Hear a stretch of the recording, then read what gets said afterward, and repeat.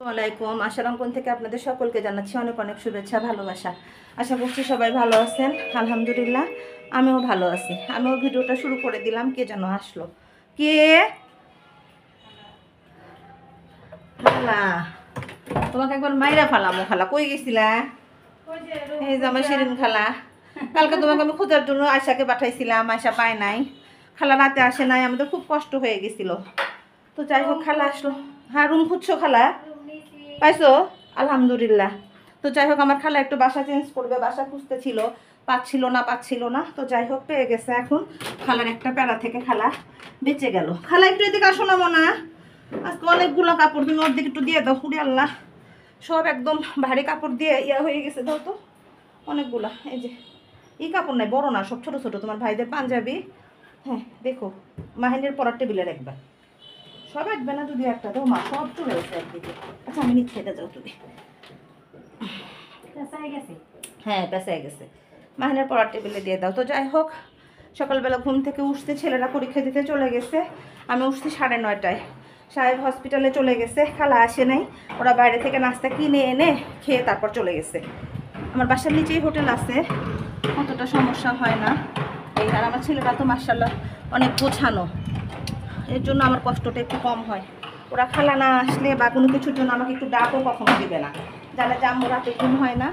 এই কারণে ওরা সুন্দর করে সব কিছু ম্যানেজ করে চলে যাবে। আর কালকে বাসায় ছিলাম না, পুরা বাসাটা এত এলোমেলো তা বলার মতো না। তো যাই হোক মাত্র শুধু এই মিশনের এই রুমটা গোছানো হয়েছে, মিশনের ওয়াশরুমটা ধুয়ে দিলাম। এই রুমটা, এই যে বালিশের কভার একটা চেঞ্জ করে দিলাম। আর একটা চেঞ্জ করার মতো ধৈর্য শক্তি আমার নাই, ওটা আবার কালকে খুলবো ইনশাল্লাহ, আল্লাহ যদি বাঁচায় রাখে। মানে কেমন যে হয়ে গেছি তা বলার মতো না। আর এই যে আজকে রোদ উঠছে, পদ্মা টদ্দা সব ইয়া করে রাখছি, কারণ ওই যে ওখান দিয়ে কনস্ট্রাকশনের কাজ চলতেছে, সিমেন্টের বস্তা ঝাড়ি দিলেই একদম চলে আসে বিছানার উপরে। তো যাই হোক সাদা চাদরটা পেরে দিছি। প্রত্যেকটা চাদরই অতিরিক্ত ইয়ার কারণে, ধোয়ার কারণে কালারগুলো কেমন ফিকে হয়ে গেছে তা বলার মতো না। আর এই যে এদিকে মাহিনের মিশনের ওয়াশরুমটা ওরা প্রতিদিনই ধোয়, তারপরে আমি আবার একদিন একটু ডিপ ক্লিন করে দিই। খালা মাঝে মধ্যে করে, এখন তো সময় পায় না, এর জন্য দেখা যায় করতে পারে না। আমার ওয়াশরুমগুলো তো সব এইদিকে, একটু দেখাই দিলাম বারান্দা দিয়ে। এটার জন্য যে আমার অনেক সুবিধা হয়েছে ছেলেদের, কারণ ঘরের ভিতর দিয়ে ওয়াশরুম আমার কাছে একদমই ভালো লাগে না। আমার এমনি একটু সূচিবাই সমস্যা আছে, তারপরে দেখা যায় এটা কিন্তু একটু ইসলামিক দিক থেকেও নিষিদ্ধই বলা চলে। ঘরের ভিতরে ওয়াশরুম যতটুকু না থাকা যায় ততটুকুই ভালো। আমার সব বাসার ওয়াশরুমের দরজা হলো এই জায়গায়, অর্থাৎ আমার আলমারির পাশে এখানে। আমি জাস্ট ঘুরায় নিছি, যেহেতু আমার ছেলে বাচ্চা বারাদান দিয়ে গেলে কোনো সমস্যা নেই। এই হলো কাহিনী। এখন আমার কাহিনী হলো অন্য মধ্যে, খালা অন্য বারান্দায় দিও না আটলে। এখন মাহিনের রুমে ঢুকতে হবে, মাহিন পরীক্ষা দিয়ে তাড়াতাড়ি চলে আসবে। এক বারান্দায় খালা জীবনেও আটবে না, যেটুকু আটে সেটুকু দাও। হ্যাঁ কি প্যান্ট তো গ্রিলেই দিতে হবে, গ্রিলে ছাড়া কোনো উপায়ই নেই। এই যে এটা দিয়ে তোমার খানুর বারান্দায় চলে যাও। এই যে এই কাবারটা দিয়ে, এই যে রশি খালি থাকলে এখানে একটার পরে একটা দিলে শুকাইতে চায় না। তো যাই হোক আজকে কাপড় চোপড় খালার ভাগে দিয়ে দিচ্ছি, খালা দিয়ে দিচ্ছে। গরম, প্রচণ্ড পরিমাণে গরম, তা বলার মতো না। ফ্যান দিয়ে এখন এই যে মাহিনের রুমের সব কাপড় চোপড় নাকের উপরে ঝুলতেছিল, এগুলো সব ঠিকঠাক করতে হবে। তো যাই হোক সকালটা শুরু করে দিলাম কাজ দিয়ে। আজকে যে প্রচুর কাজ আছে এটা আমি রাতেই ভাবছিলাম, কিন্তু মানে সকালবেলা উঠতে পারিনি, প্রচুর পরিমাণে কাজ ছিল। আজকে যে বারান্দা একদম হেলোমেলো হয়ে আছে, কালকে বৃষ্টি নামছিল একদম। এখানে একটা গাছ লাগাইতে হবে, সেটার কোনো খোঁজ খবর নাই, কিচ্ছু নাই। এই বর্ষাকাল চলে যাচ্ছে, কোনো কিছু আগাচ্ছে না। তো যাই হোক সকালটা না হয় শুরু করে দিই। এই রুমের চাদরটা চেঞ্জ করে দিলাম, অনেক দিন হয়ে গেছিলো চেঞ্জ করা হয় না।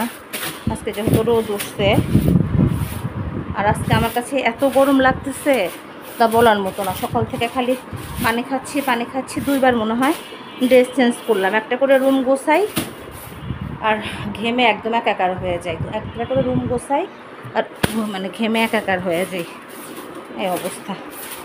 তো যাই হোক ওর বাবারে যে গরম পানির ইয়াটা প্রতিদিনই রাতে লাগে, এটা এখানেই থাক আপাতত। আর এই যে এদিকে রোদ উঠছে, কাপড় চোপড় সব ইয়া করে দেওয়া হয়েছে। এখন বারান্দাটার ঘরটা ঝাড়ু দিয়ে দেবো, খালা বললো যে খালা আজকে মুছে দেবে। তো যাই হোক দিলে তো ভালোই, ম্যাক্সিমাম দিন আমিই মুছি, খালাকে দিয়ে একটু কমই মুছাই। আর এই গাছটার কথা, এখান থেকে কয়েকটা পাতা নিয়ে ওই টপে দিতে চাচ্ছি, কিন্তু ডিসিশন নিতে পারতেছি না যে আবার এই গাছের কোনো ক্ষতি হবে নাকি বুঝতে পারতেছি না। যেখান থেকে একটু ডাল ভেঙে ওই গাছের মধ্যে গেড়ে দিলে কোনো সমস্যা হবে কি না, যাই হোক পরে দেখা যাবে না। সব সময় বলি যে এই বারান্দাটা পাতা দিয়ে ভর্তি হয়ে থাকবে, এর জন্য যে মাঝে মধ্যে সরাই দিই, মানে একদিকে পাতা পড়ে অন্যদিকে আবার বৃষ্টির পানি এসে যায় ভিজে। এই যে কি অবস্থা, সিসি এই যে একদম যাতা অবস্থা হয়ে যায়। এগুলো একদম কানে কোনায় ভরে থাকে।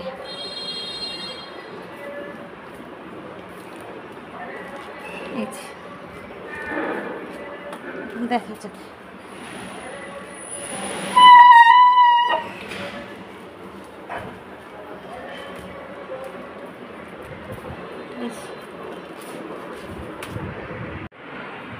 আজকে আমার এই জায়গাটা এত ময়লা হয়ে গেছিলো, এর পিছনে একদম টেনে সামনে নিয়ে আসছিলাম, সামনে নিয়ে এসে সব ক্লিন করে দিলাম।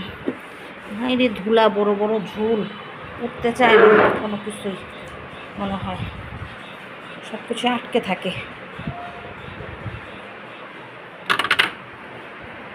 এই গ্যাসের ওষুধটা খালাকে দিয়ে দিব, এটা আমার কাজে লাগতেছে না। কয়টা বাজে? 1:45 বাজে।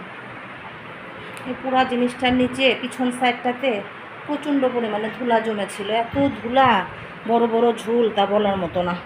এখনও মনে হয় খুব সুন্দর করে যে ক্লিন হওয়া সেটা হলো না। যাই হোক, যা হয়েছে হয়েছে, কিছু করার নেই।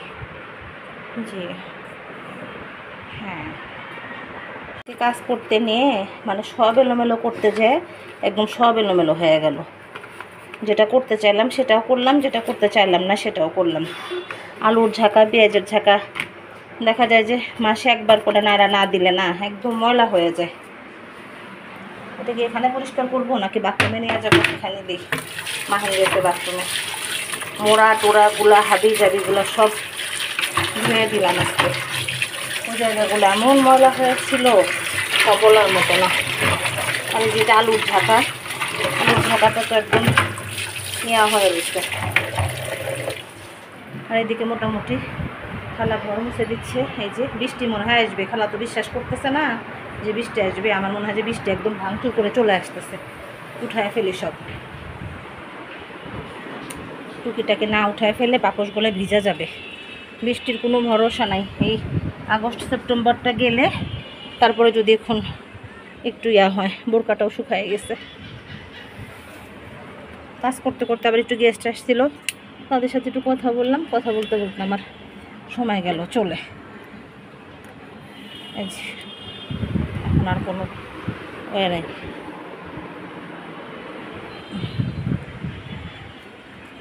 গামছাগুলো ভিজে যাওয়ার সম্ভাবনা আছে। আজকে ওয়াশরুমগুলো সব ধুয়ে দিছি, এর জন্য কাজের প্রেশার। প্রতিদিনই ধুই, কিন্তু ডিপ ক্লিন তো আর প্রতিদিন করি না। আজকে আবার একটু ডিপ ক্লিন করছি, এই কারণে কাজের চাপটা বেশি পড়ে গেছে। মিশনকে ভাত দিতে হবে। এই যে রান্নাঘরের অবস্থা, রান্নাঘর পুরো ক্লিন করতে হবে, তার মধ্যে আর কোনো ভুল নাই। এই যে এটা না সরাইলে এই যে এই জায়গাটায় এই যে এই পরিমাণ ধুলা জমা হয়ে গেছে। মানুষ মনে করে যে বাড়িঘর মনে হয় এমনি পরিষ্কার থাকে, কোনোদিনও এমনি পরিষ্কার থাকে না, সেটাকে যদি পরিষ্কার না করা হয়। এই এখন এটা আপাতত এখানে থাকুক। চুলার পাটটা মুছে দিচ্ছি, মোটামুটি এই দিককার কাজ শেষ। কিন্তু এই যে ফ্লোরের অবস্থা 12টা 13টা বেজে আছে।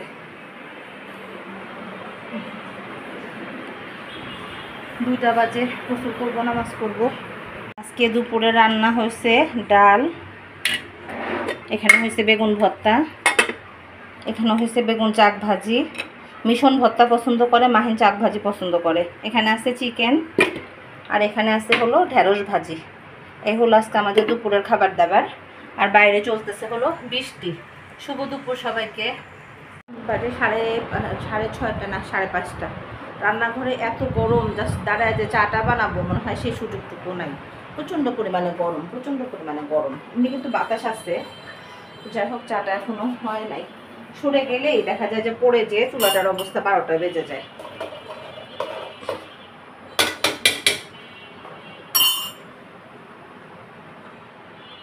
কালকে অনেক কাজ আছে, অনেক কাজ আছে, কালকে ব্যস্ত থাকতে হবে।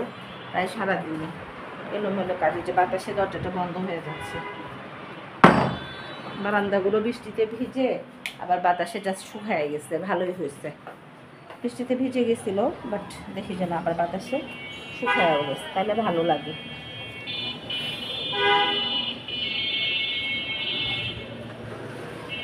এই যে বাইরের পরিবেশটা খুব সুন্দর, এই যে উফ বাতাস দেখা যাচ্ছে, যে জায়গাটা প্রচুর বাতাস দাঁড়ানো যাচ্ছে না, কিন্তু রান্নাঘরে তো খুলে রাখা যায় না, খুলে রাখলেই চুলায় বাতাস এসে বন্ধ হয়ে যায়, এই কারণে একটা ছবি নিয়ে নিলাম। ভিডিও করতে নিলে সবচেয়ে বড় জ্বালা হলো মানে ফ্যান চললে কথা বলা যায় না, এত ঘের ঘের ঘের ঘের শব্দ হয় তা বলার মতো না। আর গরমে তো আসলে ফ্যান বন্ধ করেও কথা বলা যায় না, এটা হলো বড় সমস্যা। তো যাই হোক, আজকের চাটা মনে হয় যে এক সপ্তাহের মধ্যে সবচেয়ে লাস্ট এক সপ্তাহের মধ্যে সবচেয়ে বাজে চা হয়েছে। তো চাটা একদমই মজা হয়নি, কারণ দুটাও হতে পারে। আমি তো সবসময় ডিপ্লোমা দুধের চাটা পছন্দ করি, বাট এটা ছিল স্টারশিপ, এই কারণে মনে হচ্ছে যে টেস্টটা চেঞ্জ হয়ে গেছে, মনের ধারণাও হতে পারে। তো যাই হোক, চাটা শেষ করে মাকে একটা ফোন দিব। মা মানে আমার শাশুড়ি, কালকে বাবার শুনছি যে অপারেশন কালকে হবে, তো দেখে আজকে এই বেলা কেমন আছে ড্রেসিং করার পর। আজকে আবার ড্রেসিং করছে, গত শুক্রবারে, গতকাল করছিল না, এই আজকে করছিল। এখন কালকে আরেকটা অপারেশন আছে। তো যাই হোক, আল্লাহ তুমি দয়া করো আর যেন অপারেশন না লাগে। অপারেশন ছোট হোক বড় হোক, অবশ্যই তো ছোট অপারেশন না, অনেক বড় অপারেশন, তারপরেও মানে খারাপ লাগে, কষ্ট হয় যে আল্লাহ।